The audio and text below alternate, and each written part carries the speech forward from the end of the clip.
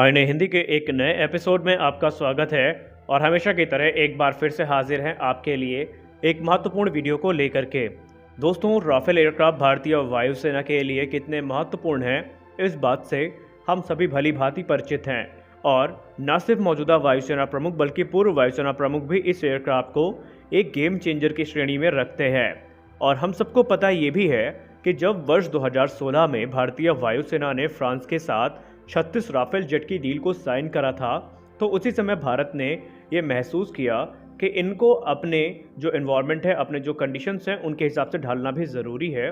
और इसीलिए भारत ने उस समय इंडिया स्पेसिफिक इन्हेंसमेंट्स भी फ्रांस के सामने रखी और फ्रांस से कहा कि पहले आपको हमारे जो राफेल जेट्स हैं उन्हें इंडिया स्पेसिफिक इन्हेंसमेंट से इक्विप करना पड़ेगा, ताकि ये इफेक्टिवली इंडियन एयरफोर्स के द्वारा ऑपरेट किए जा सकें। और फ्रांस ने बिना किसी इफ और बट के इस प्रस्ताव को मान लिया। अब क्योंकि हम सबको ये भी पता है कि 35 राफेल जेट इंडियन एयरफोर्स की सर्विस में हैं और 36वां राफेल जेट हमें 15 दिसंबर को मिल जाएगा।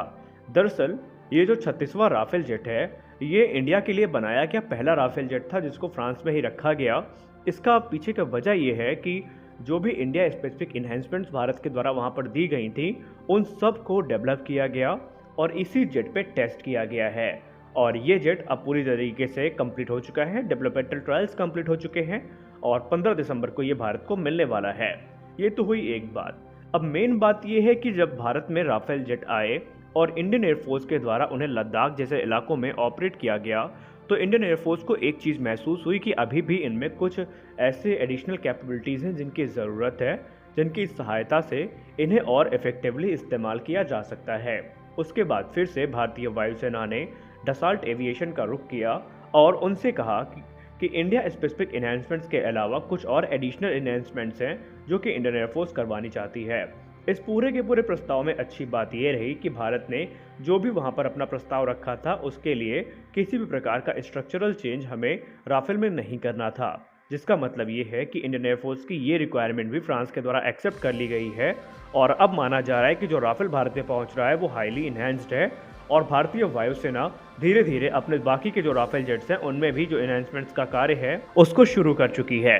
अब बात करें वो दो एडिशनल इंडिया स्पेसिफिक इन्हेंसमेंट्स क्या हैं जो कि भारत के द्वारा रखी गई थी, तो वो दरअसल सेंसर्स और कम्युनिकेशन सूट से रिलेटेड थी, जहां पर बताया जा रहा है कि एक एडवांस कम्युनिकेशन सिस्टम और इंडिया का खुद का जो इलेक्ट्रॉनिक वॉरफेयर इक्विपमेंट है और दूसरे एडिशनल सेंसर्स हैं वो यहाँ पर राफेल में इस्तेमाल किए गए हैं।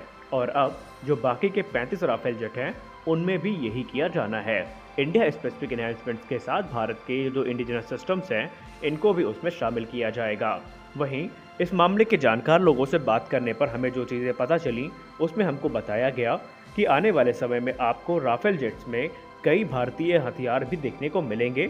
इस चीज़ की प्लानिंग चल रही है और आपको याद होगा तकरीबन 1 महीने पहले ही अपडेट सामने आई थी जहां पर कहा गया था कि राफेल जेट में भारत की जो अस्त्र मिसाइल हैं इनके इंटीग्रेशन वर्क को शुरू किया जा चुका है, यानी कि राफेल से भी अब जो अस्त्र मिसाइल्स हैं उनको दागा जा सकेगा। वहीं जब हमने बात करी तो हमको ये भी पता चला कि जब ब्रह्मोस का नेक्स्ट जनरेशन वेरिएंट बन के तैयार हो जाएगा तो वो भी राफेल से इस्तेमाल किया जा सकेगा।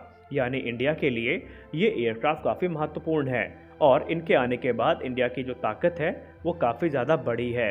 हालांकि र्यूमर्स की बात करें तो र्यूमर्स बहुत सारे हैं और उनके बारे में हमने ऑलरेडी चर्चा कर रखी है।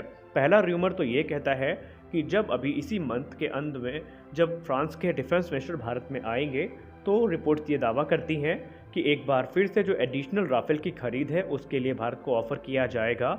और माना यह जा रहा है कि फ्रांस काफ़ी अट्रैक्टिव वे में ये ऑफ़र रख सकता है, क्योंकि भारतीय वायुसेना इस समय F3R स्टैंडर्ड को ऑपरेट करती है और फ्रांस ने ऑलरेडी पिछले ही वर्ष F4 स्टैंडर्ड की टेस्टिंग को पूरा कर लिया है।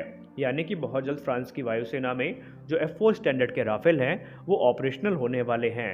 और रिपोर्ट्स ये क्लेम करती हैं कि इंडियन एयरफोर्स की नज़र इस समय राफेल F4 स्टैंडर्ड पे ही है और अगर इंडियन एयरफोर्स एडिशनल राफेल पे जाती है तो वो F4 स्टैंडर्ड के ही होने वाले हैं। हालांकि इंडियन एयरफोर्स कब तक इस पे अपना निर्णय लेगी इसके बारे में हम कुछ नहीं कह सकते, लेकिन भारतीय वायुसेना प्रमुख के जैसे बयान हाल ही में सामने आए हैं उसको देख करके एक अंदाज़ा लगाया जा सकता है कि बहुत जल्दी इसमें जो कोई बड़ा निर्णय है वो लिया जा सकता है। वहीं रक्षा मामलों के जानकार जो इस पूरे पूरे मामले में नज़र बनाए हुए हैं, उनका अनुमान ये कहता है कि इंडियन एयरफोर्स इस समय राफेल F4 स्टैंडर्ड का इंतज़ार कर रही है। एक बार जब ये ऑपरेशनल हो जाएंगे तो फाइनल इवैल्यूएशन किया जाएगा IAF के द्वारा, फिर F-15EX, टाइफून या राफेल F4 में से ही किसी एक को सेलेक्ट किया जाएगा। वहीं कुछ डिफेंस एक्सपर्ट्स अब ये मानते हैं कि इंडियन एयरफोर्स शायद अपने इंडिजिनस फाइटर्स पे ही ध्यान केंद्रित करे। हालांकि इंडिजिनस फाइटर्स की अगर हम बात कर रहे हैं तो हमें ये भी पता होना चाहिए कि 2028 के पहले तेजस मार्क II प्रोडक्शन में नहीं आने वाले हैं, तो इसलिए आने वाले जो समय हैं वो काफ़ी ज़्यादा महत्वपूर्ण है, क्योंकि चाइना और पाकिस्तान लगातार अपनी जो ताकत है वो बढ़ा रहे हैं। और आज शाम की वीडियो में हम आपको बताएंगे कि कैसे पाकिस्तान एक नहीं बल्कि दो 5th generation fighter aircraft programme में जुड़ चुका है। तो अभी की वीडियो में इतना ही, मिलते हैं अपने अगले वीडियो में, तब तक के लिए जय हिंद।